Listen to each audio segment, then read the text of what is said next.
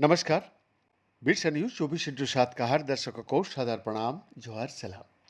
दर्शक, लोकसभा ने सरकार के बैंकों और अन्य सेवा प्रदाताओं को यूपीआई और अन्य इलेक्ट्रॉनिक तरीका से होने वाली भुगतान पर शुल्क लगाने की अनुमति देने का अधिकार देने संबंधी विधेयक बीते कल इन्हें गुरुवार को पारित कर दिया गया।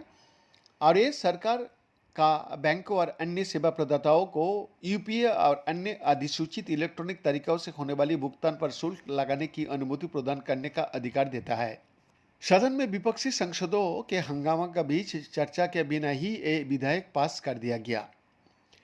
दर्शक, इस विधेयक कराधान एवं अन्य विधियां संशोधन विधेयक 2026 का मकसद उस मौजूदा कानूनी प्रावधान को हटाना है जो बैंकों और भुगतान सेवा प्रदाताओं को अधिसूचित इलेक्ट्रॉनिक भुगतान तरीका पर मर्चेंट डिस्काउंट रेट यानी एमडीआर लागू करने से रोकता है। आरटीजीएस और एनएफटी के जरिए होने वाली रियल टाइम भुगतान के लिए सेवा शुल्क देना पड़ता है। हालांकि अब तक यूपीआई लेनदेन को ऐसा शुल्क से छूट प्राप्त था। सदाई और डिप्टन प्रणाली अधिनियम में प्रस्तावित बदलाव कराधान से जुड़े एक बड़े कानूनी का हिस्सा बन गया।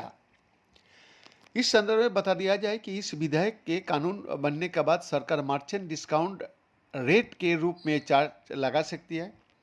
फिलहाल एमडीआर कितना लगेगा इसके बारे में अभी तक जानकारी नहीं दिया गया, मगर इसमें अब लोगों को बता दिया जाए कि डिजिटल ट्रांजैक्शन के बदले पेमेंट सर्विस देने वाली इकाइयाँ कारोबारियों से फीस लेती है।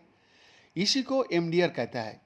ये क्रेडिट कार्ड और डेबिट कार्ड पर लगाता है, वही यूपीआई से ट्रांजैक्शन पर इसने ही देना होता था।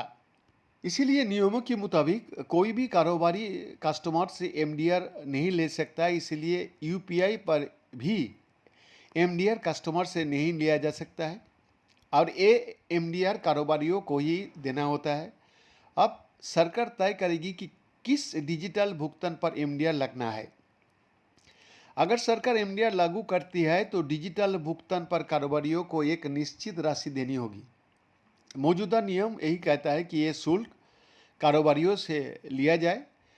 ऐसे सीधे तौर पर इसका असर ग्राहक पर नहीं पड़ेगा। हालांकि इस बात से इनकार नहीं किया जा सकता है कि इसकी अप्रत्यक्ष असर भी नहीं पड़ेगा।